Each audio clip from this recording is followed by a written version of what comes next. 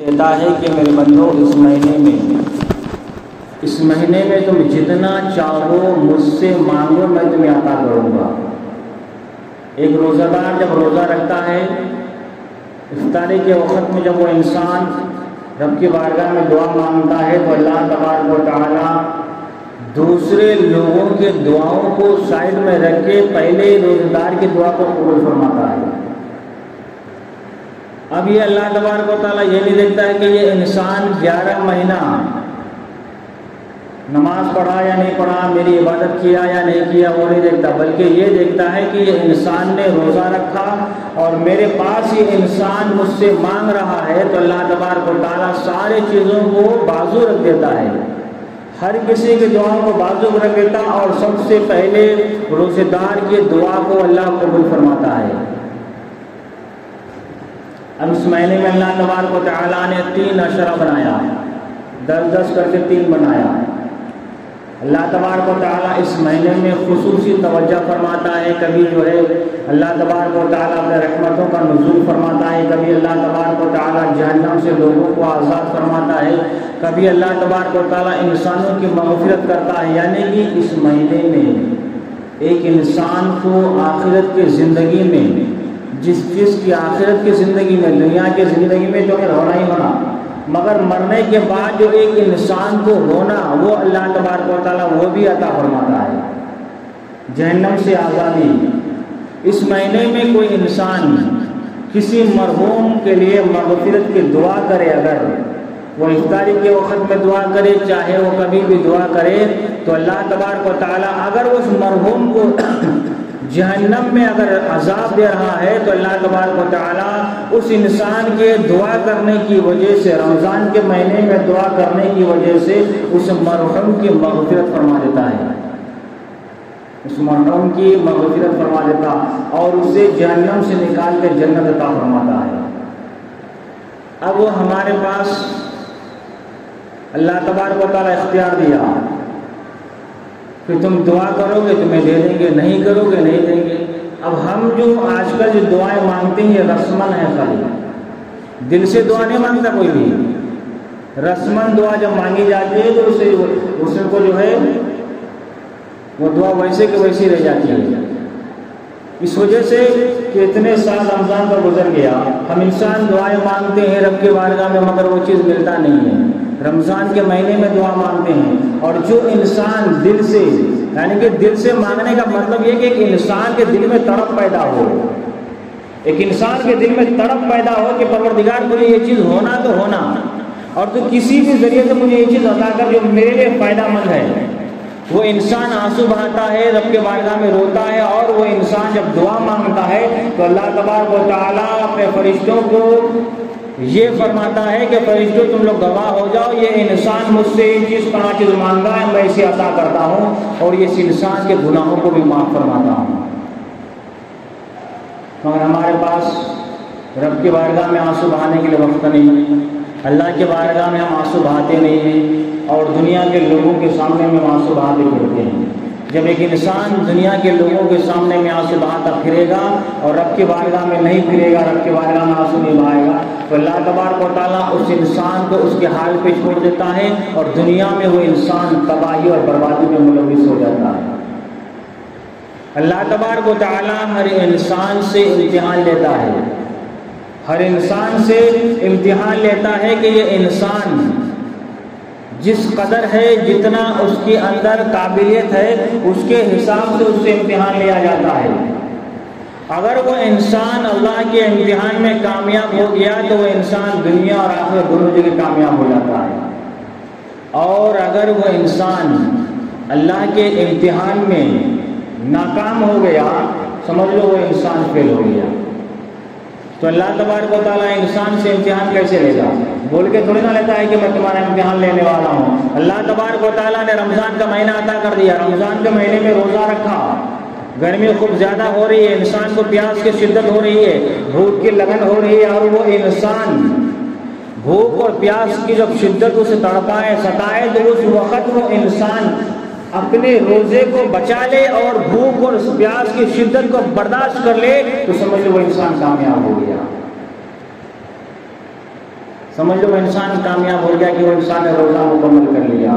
اور اگر وہ انسان ذری سے پیاس اور بھوک کی شدت کو برداشت نہ کر پایا اور وہ انسان نے روزہ توڑ دیا، بہت بڑا عذاب ہوگا اس کے اوپر. اگر وہ انسان بیمار ہے، آج ہم انسان جو ہے تھوڑے تھوڑے سے بیماریوں کو ہم بہانہ بنا دیتے ہیں. کھانے کا اور بھوک کی جو ہے پہلے رہتی ہے،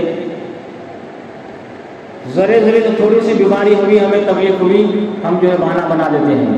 بلکہ رمضان کے مہینے میں روزہ چھوڑنا اس انسان کے لیے ہے جو انسان کی بیماری، اگر روزہ رکھنے سے بیماری زیادہ بڑھ جائے، اس انسان کو موت کا خطرہ ہے، یعنی کہ مرنے کا ڈر ہو اسے کہ اس کی بیماری بڑھ جائے گی اور یہ انسان مر سکتا ہے، ویسے انسان کو روزہ چھوڑنے کا حکم ہے. ہمیں اور آپ کو نہیں ہے کہ ذرا سر میں درد ہوا روزہ چھوڑ دیے، ذرا جو ہے ہمیں تکلیف ہوئی ہم روزہ چھوڑ دیے، ہمارے لیے نہیں ہے. وہ کینسر کا جو ہے علاج دنیا میں کہیں نہیں ہے، اب تک اس کا علاج ٹریٹمنٹ نہیں ہوا ہے کینسر کا. کسی انسان کو اگر کینسر کی بیماری ہو جائے، وہ انسان پے در پے روزہ رکھے، پے در پہ روزہ رکھے تو اللہ تبارک و تعالیٰ اس رمضان کے صدقے میں اس کو جو ہے شفا دیتا ہے. اور سائنٹسٹوں نے بتایا ہے کہ رمضان کے مہینے میں جب ایک انسان روزہ رکھتا ہے تو اس کے جو کیڑے ہوتے ہیں کینسر کے وہ ختم ہونا شروع ہوتا ہے. اور جیسے ہی اس کا ختم ہونا شروع ہوتا ہے، رمضان کا مہینہ ختم. تو پیارے کہنے کا مطلب یہ ہے کہ ہم انسان جتنا روزہ رکھیں گے اتنے ہمارے لیے فائدہ مند ہوگا. رمضان کا مہینہ ہر سال ہمارے پاس آتا ہے اور چلے جاتا ہے. ہم نے جس نے روزہ رکھا وہ کامیاب، جس نے روزہ نہیں رکھا وہ انسان کو پچھتانے کے علاوہ کچھ بھی نہیں ملے گا. اب 20 رمضان سے ہر مسجدوں میں اعتکاف کے لیے معتکف بیٹھتے ہیں. مسجدوں میں اعتکاف کیوں کیا جاتا ہے اور کون انسان اعتکاف میں بیٹھنا؟ اعتکاف میں وہ انسان 20 رمضان سے چاہے 30 کا روزہ ہو چاہے 29 کا روزہ ہو، چاند دکھنے تک وہ ایک انسان پورے محلے والوں کی طرف سے مسجد میں اعتکاف کے نیت سے بیٹھنا. اور جب وہ انسان اعتکاف کے نیت سے جب مسجد میں بیٹھتا ہے، رب کی رضا حاصل کرنے کے لیے اللہ کا ذکر و اذکار کرتا ہے، تو اس محلے میں جس محلے سے وہ انسان نے اعتکاف میں بیٹھا ہے، اس محلے میں جتنے بھی لوگوں نے روزہ رکھا ہے ان کے روزہ رکھنے میں اگر کچھ نقص پیدا ہو گیا، کچھ تکلیف ہو گئی اور اس انسان کو معلوم نہیں ہے، اس محلے میں کچھ پریشانی ہے، مصیبتیں ہیں، تو اللہ تبارک و تعالیٰ اس معتکف کی وجہ سے اس محلے والوں کی پریشانیوں کو دور فرماتا ہے اور اس انسان کے روزے کو اللہ تعالیٰ قبول فرماتا ہے. مگر ہم نے آج کل فیشن بنا لیا. آج ہم سب سے زیادہ فیشن باز مسلمان ہیں. مسلمان کے علاوہ کوئی نہیں ہے، ہر چیز میں فیشن. نماز پڑھنے آئے تو فیشن، 2 رکعت پڑھیں گے وہاں نکل جائیں گے، سنتیں چھوڑ دیں گے. رمضان میں اعتکاف کا مہینہ آیا، 10 دن کا اعتکاف ہے، 10 دن ہم 3 دن کا بیٹھیں گے. ہمارے پاس ٹائم نہیں ہے، کھانے کے لیے ٹائم ہے، پیسہ کمانے کے لیے سب کے پاس ٹائم ہے، صرف اللہ کی عبادت کرنے کے لیے کسی کے پاس ٹائم نہیں ہے. 10 دن کے اعتکاف نہیں بیٹھے ہم، 10 دن 3 دن بیٹھیں گے. ہم کیسے نہیں امام صاحب اجازت دے گا ہم کو بیٹھنے کے لیے؟ فتوا نکالیں گے ہم، زبردستی نکلوائیں گے ہم. اب امام صاحب کیا کرے گا؟ بیچارہ مجبور ہے، بیٹھ لو تمہاری مرضی ہے. مگر شریعت کہتا ہے کہ 20 رمضان سے وہ انسان اعتکاف میں بیٹھ جانا یا اپنے دل کی مرضی بنا لیے ہم کہ 2 دن 3 دن 5 دن کو بیٹھتے ہیں ہم. اگر 2 دن بیٹھنا ہوگا تو اللہ کے نبی نے 10 دن کیوں کہہ دیا؟ 10 دن کا اعتکاف کیوں کیا اللہ کے نبی نے؟ جب ہم 3 دن کا اعتکاف بیٹھتے ہیں، 5 دن کا اعتکاف بیٹھتے ہیں، تو گویا کہ اللہ کے نبی کے فرمان کو ہم نے جو پیٹھ پیچھے رکھ دیا. اللہ کے نبی نے کہا کہ 10 دن بیٹھو، ہم 10 دن نہیں بیٹھے، ہم 3 دن بیٹھیں گے. ہم مطلب اس فرمان کو آپ نے چھوڑ دیا. تو بتاؤ پھر ہمارے قوم جا کدھر رہا ہے؟ ہمارے دنیا میں ہر کام کرنے کے لیے ہمارے پاس وقت ہے، اللہ کی عبادت کرنے کے لیے ہمارے پاس وقت نہیں ہے، اللہ کو راضی کرنے کے لیے ہمارے پاس وقت نہیں ہے. تو اللہ تبارک و تعالیٰ کیا کرے گا معلوم ہے؟ جو چیز ہمیں دیا ہے اس میں سے برکت کو اللہ تعالیٰ اٹھا لے گا. آج ہمارے گھروں میں برکت نہیں ہے، کیوں نہیں ہے؟ آج ہمارے گھروں میں برکت نہیں ہے، ہماری عمر میں برکت نہیں ہے، ہمارے کمائی میں برکت نہیں، کسی بھی چیز میں برکت نہیں ہے. کیوں؟ اس کی وجہ یہ ہے کہ ہم نے اللہ کی نافرمانیاں اتنا حد سے زیادہ کر دیا ہر چیز میں کہ اللہ تبارک و تعالیٰ ہر ایک چیز سے اس کی برکت کو اٹھانا شروع کر دیا ہے. کہ انسان تم جتنا محنت کرنا چاہو کر لو، ہمیں چھوڑ کے اللہ فرماتا ہے کہ مجھے چھوڑ کے میرے یاد میں تو نہ رہ کر کے دنیا کے یاد میں رہ کے دنیا کمانا چاہتا ہے، جتنا کمانا ہے کما لو مگر تمہیں بس نہیں ہوگا وہ، اور میری رضا کے لیے تم کماؤ، اس میں میں تمہیں برکت دوں گا۔ میری رضا نے مجھے حاصل کرنے کے لیے، تم مجھے راضی کرنے کے لیے تم جو ہے دنیا کماؤ، کچھ بھی کرو، محنت کرو، مزدوری کرو، میں اس میں برکت دوں گا، اور تم نے اگر مجھے راضی کرنے کے لیے نہ کیا تو اس میں برکت نہیں ہوگی۔ اس میں اللہ تبارک و تعالی ہر انسان کو ایک سال میں مہلت دیتا ہے۔ اب مثال، اس مہینے میں ہر انسان زکوٰۃ کثرت سے نکالتا ہے، صدقہ کثرت سے کرتا ہے، ہر انسان کرتا ہے، تو اس مہینے میں زکوٰۃ جب انسان نکالتا ہے تو اللہ تبارک و تعالیٰ اس انسان کو ڈبل ثواب عطا فرماتا ہے۔ زکوٰۃ نکالنا کب؟ ہم انسان سوچتے ہیں معلوم ہے آخری عشرے میں نکالیں گے 20 رمضان کے اور زیادہ ثواب ملے گا، کچھ نہیں ملے گا، ریسے بھی کھینچ لے گا۔ جب رمضان شروع ہوتا ہے، رمضان کے شروعات میں انسان زکوٰۃ وغیرہ نکال دے، کیونکہ ہمارے زکوٰۃ کس کو جاتا ہے؟ امیروں کو نہیں جاتا، امیر تو نکالتا ہے زکوٰۃ۔ جب زکوٰۃ نکال کے وہ انسان غریب کو تقسیم کرتا ہے تو وہ غریب انسان اگر رمضان کا مہینے میں روزہ رکھا، اگر اس پیسے سے سحری کا افطاری کا سامان خریدا، روزہ رکھا، اس زکوٰۃ دینے والے کو اس کا ثواب ملے گا۔ ہم انسان سوچتے ہیں آخری عشرے میں نکالیں گے تو اللہ تعالیٰ زیادہ ثواب دے گا۔ ہر کام ہم آخری عشرے میں کرتے ہیں، ہر چیز لاسٹ میں کرتے ہیں، شروع میں کچھ بھی نہیں کرتے ہیں۔ تو بتاؤ پھر ہماری زندگی کدھر جا رہی ہے؟ فطرہ ہے، ہر انسان صاحب نصاب، ہر کسی کے اوپر فطرہ ضروری ہے۔ ہم انسان فطرہ نکالتے ہیں، کس کو دیتے ہیں؟ ہم غیروں کو نہیں دینا، یہ زکوٰۃ کا پیسہ غیروں کو نہیں دینا، فطرے کا پیسہ غیروں کو نہیں دینا۔ ہمارے قوم کے اندر جو غریب مسکین یتیم لوگ ہیں ان لوگوں کو یہ ثواب، یہ پیسہ، یہ مستحق کا پیسہ ان لوگوں کو جانا چاہیے۔ اب کوئی انسان عزت دار انسان ہے، عزت دار انسان ہے مگر وہ انسان غریب ہے، بڑی مشکل سے اس کی زندگی چلتی ہے۔ اب کوئی انسان اس کو اگر زکوٰۃ کا یا فطرے کا پیسہ دینا چاہے، آج ہمارے معاشرے میں کیا معلوم ہے، جب کچھ دیتا ہے کوئی انسان کسی غریب کو، چاہے زکوٰۃ کا ہو چاہے فطرے کا ہو، یہ فطرے کا پیسہ ہے لے لو، یہ زکوٰۃ کا پیسہ ہے لے لو۔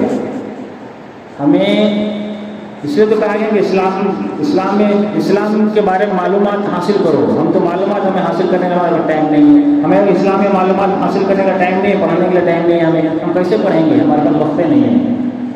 کوئی انسان کسی کو اگر چاہے وہ زکوٰۃ کا پیسہ دے، چاہے وہ فطرے کا پیسہ دے، اس انسان کو منہ پہ بولنا ضروری نہیں ہے۔ دل میں تم نے نیت کر لیا کہ یہ ہمارا پیسہ فطرے کا ہے، زکوٰۃ کا ہے، ہم نے دے دیا، بند مٹھیوں سے دے دو اسے، تمہارا زکوٰۃ، تمہارا فطرہ، تمہارا صدقہ ادا ہو جائے گا۔ منہ سے بولنا ضروری نہیں ہے اگلے والے کو کہ ہم جو اس کو دے رہے ہیں مجھ سے بولنا ہم۔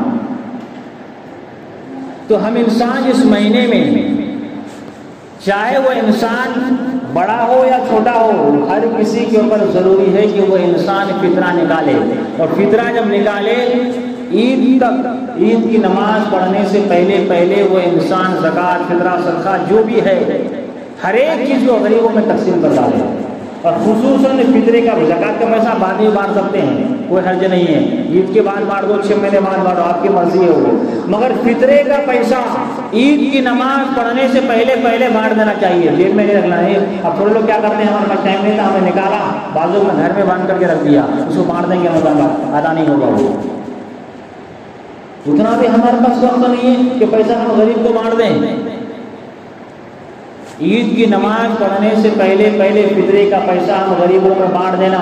اگر جس نے نہیں بانٹا وہ یہ سوچا کہ نہیں ہم نماز پڑھنے کے بعد جب جائیں گے گھر کو تو غریبوں کو بانٹ دیں گے، آپ کا فطرہ ادا نہیں ہوگا، یہ اللہ کا فرمان ہے، ہمارا نہیں ہے۔ یہ فطرہ کس کے اوپر ہے؟ کون لوگ جو عید کی نماز پڑھنے سے پہلے اگر کسی انسان کے گھر میں کوئی بچہ بھی پیدا ہو جائے، چاہے بچہ یا بچی کوئی بھی ہو، اولاد پیدا ہو جائے، اس کے طرف سے بھی فطرہ نکالنا واجب ہے اس کے اوپر۔ بڑے تو ہیں، اس کو تو نکالنا ہی نکالنا ہے، اس کے اوپر سے بھی فطرہ نکالنا چاہیے۔ اور فطرہ نکالتے کیوں ہیں؟ یہ وجہ کیا ہے، اس کی لاجک کیا ہے؟ فطرہ ہم انسان اس وجہ سے نکالتے ہیں کہ اللہ تبارک و تعالیٰ نے انسان کو بنایا، اس دنیا میں بھیجایا، وہ انسان گناہوں پہ گناہ کرتے ہوئے اپنی زندگی کو گزارتا ہے، تو فطرہ ہم جو نکالتے ہیں اس پیسوں کی وجہ سے، اس سامان کی وجہ سے اللہ تبارک و تعالیٰ ہمارے اوپر جو پریشانی مسلط جو ہوتی ہے، پریشانی مصیبت جو آتی ہے، اس کو اللہ تبارک و تعالیٰ ان بلاؤں کو ٹال دیتا ہے، ان بلاؤں کو ٹال دیتا ہے۔ صدقہ انسان کی زندگی کو موت سے بچا دیتا ہے۔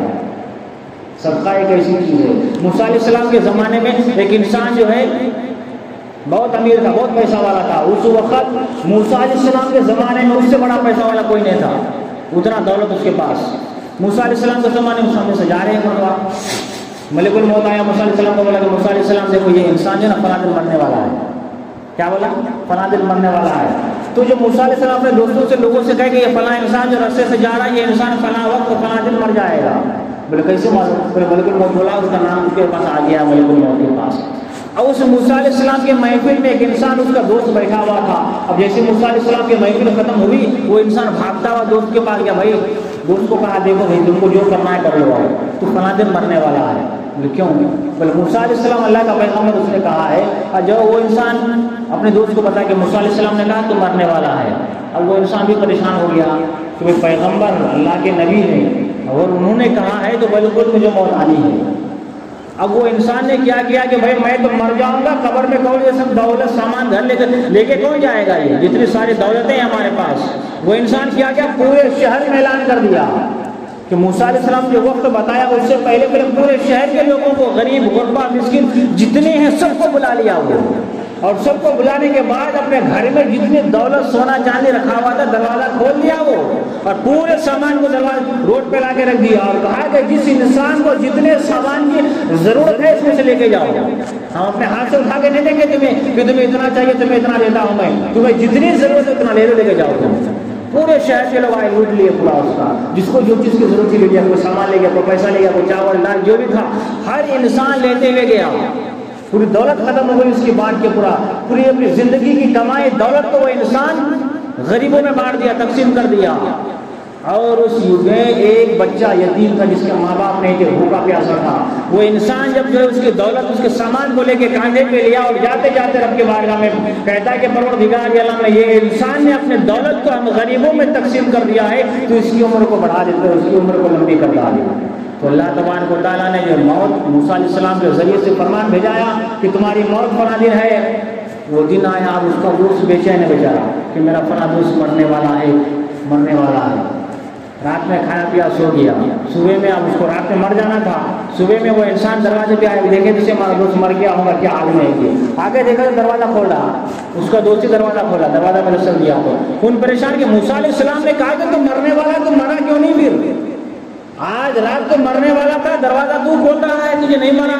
وہ انسان کہتا ہمیں خود نہیں معلوم، موسیٰ علیہ السلام سے جا کے پوچھو کہ میں مرا کیوں نہیں، جبکہ پیغمبر ہیں وہ، اللہ کے نبی ہیں وہ، اور نبی کی زبان سے جو بات نکل جاتی ہے وہ پتھر کی لکیر ہوتی ہے، وہ ٹلتی نہیں ہے۔ پھر دونوں جن موسیٰ علیہ السلام کے پاس گئے کہ موسیٰ علیہ السلام سے پوچھا ہے اللہ کے نبی آپ نے جو فلاں دن کہا تھا کہ یہ انسان مرنے والا ہے، یہ انسان مرا نہیں تو زندہ ہے۔ اب موسیٰ علیہ السلام پریشان، ایسا کیسا ہو گیا؟ تو یہ مرنے کے بارے میں اللہ تعالیٰ نے مجھے خبر دیا، پھر اللہ نے خبر دینے کے بعد اسے زندہ رکھا کیوں؟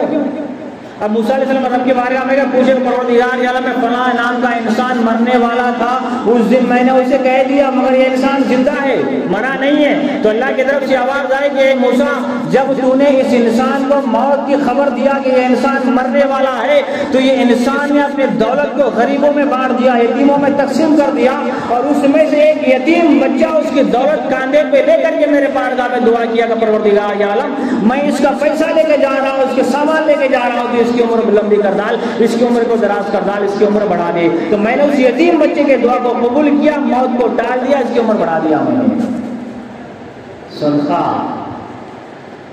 انسان کو موت سے بچا دیتی ہے، مگر ہم صدقہ کرتے نہیں ہیں، زکات نکالتے ہیں، جان کا زکات کے لیے بکرا لے کے ڈال دو، جانتے کچھ بھی نہیں پڑ ڈالتے ہیں وہ چیز، زکات نکالتے، گائے کا زکات، بکرے کا زکات انسان کا ہوتا ہے،